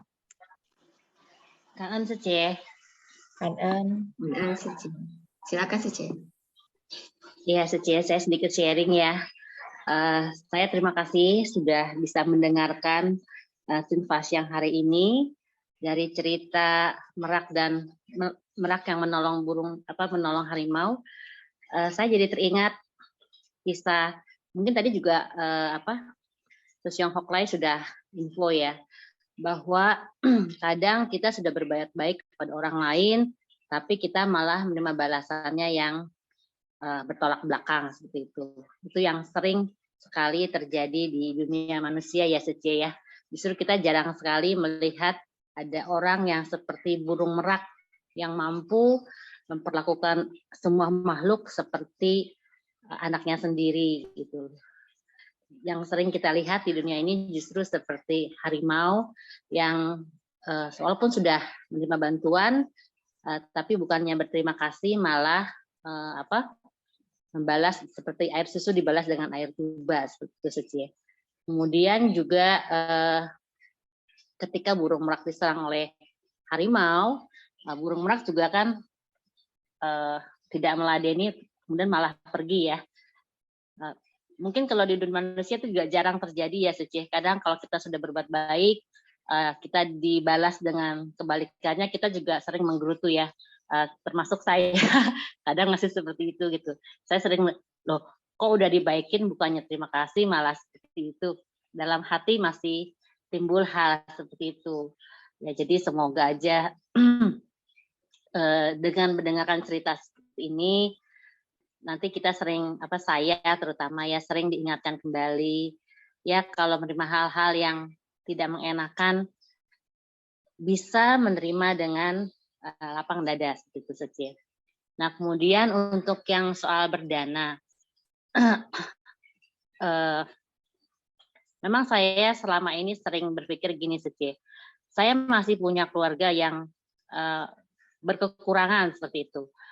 Jadi setiap Lebaran misalnya, saya sering berpikir, udah deh, keluarga saya juga banyak yang berkekurangan, sedangkan saya juga kan terbatas ya untuk memberi. Jadi saya selama ini paling kalau bersumbangsi gitu, lebih banyak ke keluarga gitu loh. Sebetulnya sih pikiran saya bukannya pilih-pilih kasih ya, bukan seperti itu Suci. Saya hanya berpikir, saudara saya juga banyak yang susah gitu loh. Kebetulan sih mereka juga banyak yang berlebaran ya. Jadi memang setiap lebaran saya membuat paket sembako lebaran untuk mereka. Dan paling ya untuk keluarga untuk misalnya orang-orang terdekat di lingkungan saya seperti penyapu, pemotong rumput, tukang sampah seperti itu. Jarang sih saya untuk yang di luar dari itu. Ya mungkin karena kemampuan saya juga terbatas. Nah, menurut Sece atau Sesiongkla yang tadi, siapa yang saya lupa ya, yang sharing juga tentang perdana, bagaimana tindakan saya yang seperti ini ya? Karena kalau saya sih terus terang tidak punya pikiran pilih kasih sih, karena saya melihat saudara saya yang di kampung juga kurang terjamah gitu loh Sece. Itu aja sih Kanan.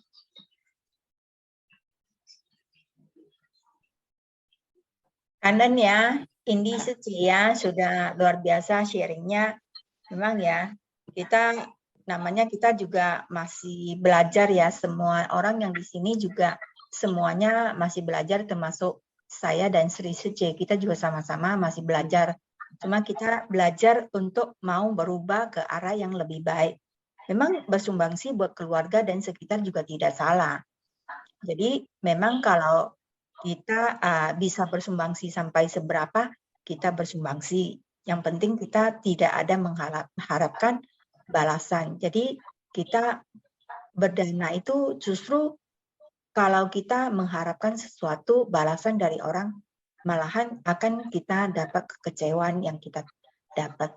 Jadi kita kalau Master juga mengatakan, kita bersumbangsi itu jangan punya harapan akan dapat sesuatu. Jadi kita sama-sama belajar untuk mengembangkan ke arah yang lebih baik. Sri Suci, ini ada dua yang tadi siapa duluannya saya lupa. Gunawati Suci. Oh Gunawati ya. Oke, kita persilakan ya. Silakan Gunawati Suci. Kanan Master, selamat pagi Suci. Salam sehat selalu. Tadi di Master bercerita ya, Master selalu mengatakan kita tidak mempunyai hak milik, kita hanya memiliki hak pakai. Ya begitulah tubuh kita ya, jangan merasa melekat terhadap tubuh yang cantik dan ganteng ya, karena itulah namanya manusia awam. Belum dalam pelatihan diri ini kita masih belajar yang mana yang benar dan yang mana yang tidak benar. Kemudian juga dikatakan sangat sulit terlahir sebagai manusia dan sangat sulit bertemu dengan Buddha Dharma, karena memang ya kita sudah terlahir menjadi manusia, itu harus dimanfaatkan tubuh ini ya, dengan sebuah kekuatan dengan sebuah tekad. Jangan sampai waktu yang berlalu begitu cepat ya kita sia-siakan. Jika masih banyak kesempatan ya kita harus genggam waktu dengan sebaik-baiknya. Terlahir sebagai manusia, kita harus mempunyai tekad dalam pelatihan diri dengan penuh syukur dan sabar. Jangan pada kehidupan saat ini saja, tapi kita harus genggam kesempatan dari kehidupan ke kehidupan. Kemudian kita juga harus belajar dalam pelatihan diri ini membalas suatu kebencian dengan cinta kasih seperti burung merak tadi ya. Walaupun dia sudah menolong, tapi dibalasnya dengan ingin dimangsanya sama harimau. Tapi kita sebaiknya menghindar atau jangan membalasnya. Jadi banyak di Buddha Dharma juga dikatakan balaslah kebencian dengan cinta kasih. Dengan begitu kita dalam pelatihan diri akan terkikis ya noda batin secara pelan-pelan ya, sedikit demi sedikit, selangkah demi selangkah kita semua belajar di dalam pelatihan diri ini. Saya rasa sharing saya itu saja, Sece. Kangen Gunawati Sece. Ya benar ya. Ya itu sekarang sudah bulan April loh, 4 bulan sudah berlalu. Jadi kita harus menggenggam kesempatan mendatang ya untuk terus melatih diri dan juga terjun ke lapangan, mendengar Dharma supaya waktu kita jangan sia-sia ya. Ya kan, Sece. Ya, memang ya, kita dengan ada tekad segala sesuatu pasti bisa terwujud dengan setiap waktu dan kesempatan yang ada dengan penuh syukur dan sabar. Dengan tidak membalas kebencian, tapi membalasnya dengan cinta kasih. Kalau tetap, tetap seperti yang tadi, harimau membalas dengan mau menerkam burung merak. Kita menghindar ya. Jadi seperti orang yang sudah kita bantu tetap tidak berterima kasih dan malahan balas menyerang kita baiknya menghindar aja. Maka dari itu sehingga kita sudah naik satu tingkat ya. Kita ibaratnya kita punya kesabaran sudah dalam 6 parimita kan ada kesabarannya. Kita sudah terwujud ya. Jadi noda batin kita juga terkikis. Selanjutnya kita undang ya Rusliadi ya, Aditan ya. Sesiong ada tambahan ya Sesiong? Silakan Sesiong.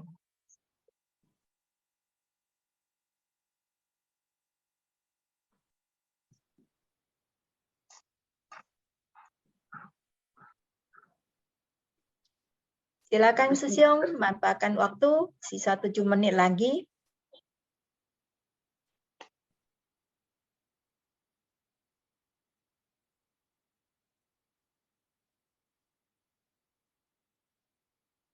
Rusliadi Sesiong, silakan ya.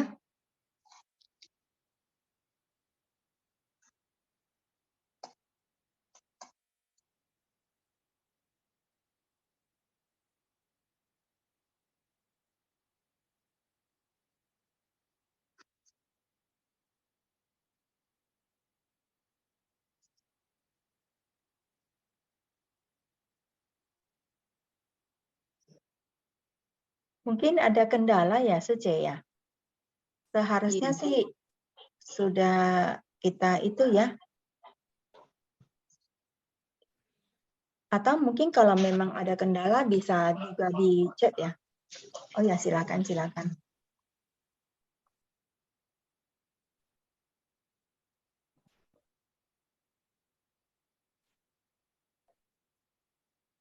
Tadi udah kedengaran suara ya?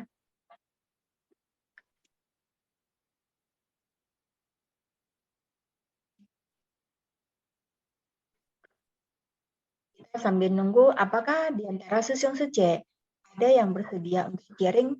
Kita memanfaatkan waktu yang ada. Waktu berlalu sangat cepat ya. Tidak terasa kita tadi masih jam 6 lewat. Kita siap-siap untuk ikut Simpasiang. Sekarang sudah hampir jam 9, 5 menit lagi. Aditan Susyong bisa langsung buka mic.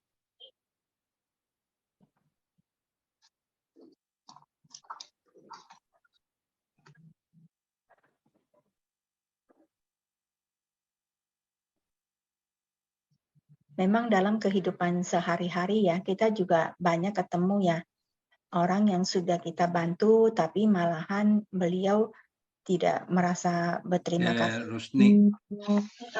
Ya, Holai Susyong silakan. Mohon maaf, saya minta waktu sedikit ya. Tadi siapa yang berkata dia berbagi kepada saudara-saudaranya dulu? Tadi siapa namanya? Ini dari Tangerang tadi. Indi.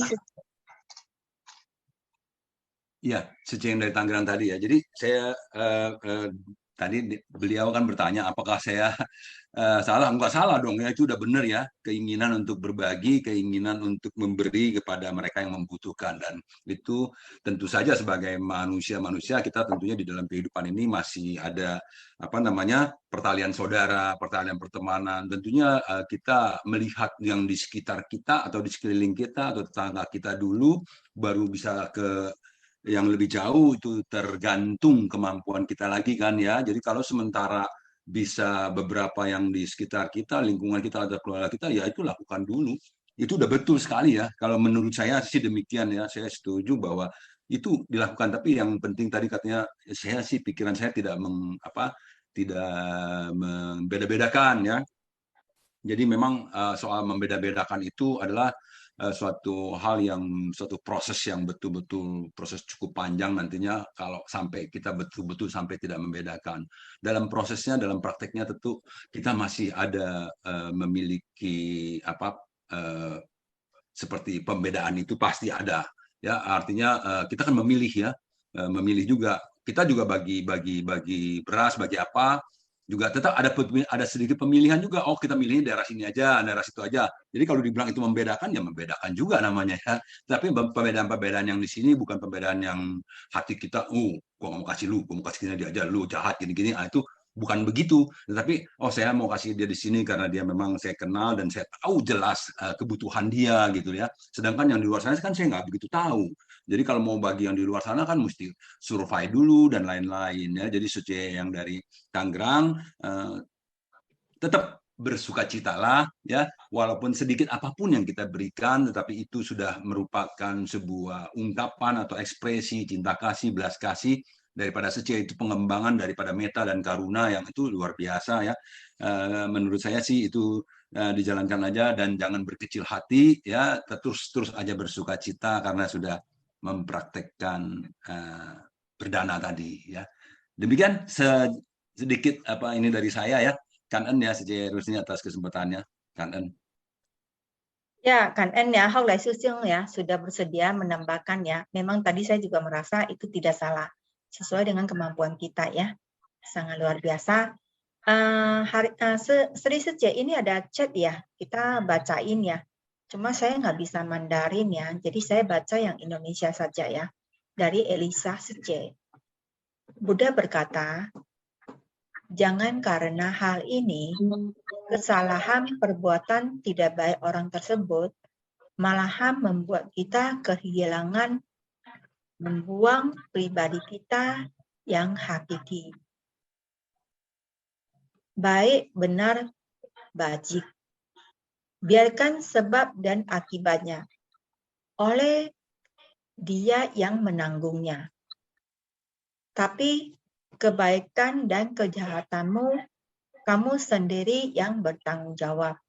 Kutipan dari Facebook Raicang Susyong. Ya, sangat luar biasa ya. Memang Elisa Suce ya. Sayang saya tidak bisa Mandarin. Kalau bisa Sri saja bisa Mandarin. Kalau duta saya kurang. Ya, jadi kita cuma hanya bisa baca bahasa Indonesia saja. Ini berhubung waktu juga sudah habis. Mungkin tadi di Tansusyong ada kendala di sinyal. Jadi kita bagaimanapun kita juga sangat berterima kasih ya. Jadi hari ini saya sangat berterima kasih kepada dan kangen kepada Susyong Suje semua yang telah ikut sharing. Hoklai Susyong, Suskitar Susyong, Viviliang Suje, Rusdiadi Susyong, Linda Suje, Indi Suje, Munawati Suje, dan Aditan yang tadinya sudah mau sharing ya, dan Elisa Suje yang sudah sharing lewat chat ya. Ya, memang kita bagaimanapun kita setiap hari itu kita harus merasa bersyukur ya. Dan saya juga kangen kepada tim Simpasiang host Susyong Suje yang sudah hadir dan tim Intisari. Bila mana ada kata-kata yang tidak tepat atau salah, saya mohon maaf. Kita akan persilakan Sri Suje untuk tambahan sedikit kata-kata. Kangen. Ya, saya juga ingin kangen ya kepada Susyong Suje yang sudah hadir di Zoom hari ini, juga tim yang menyediakan materi-materi, juga host, dan pemenang-pemenang juga yang bersedia sharing. Ya, kalau memang ya ada kata yang kurang tepat ya mohon minta maaf ya. Ya, kangen. Ya, selanjutnya kita waktunya sudah hampir jam 9 ya. Waktunya kita menutup dengan memberikan penghormatan ya kepada Sang Buddha dan Master.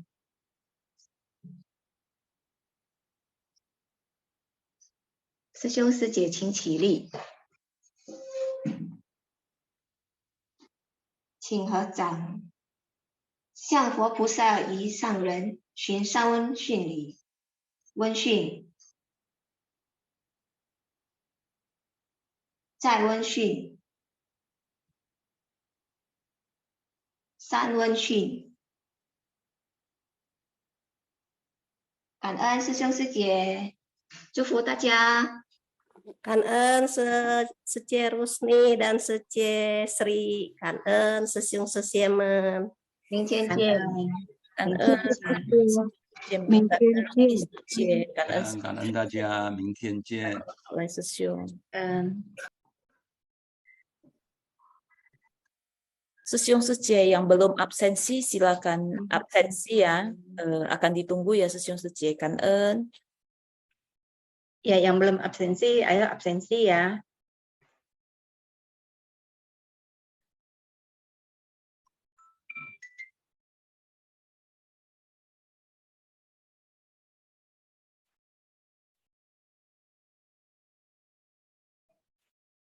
Kangen ya, saya izin pamit dulu karena sudah mau kerja. Kangen.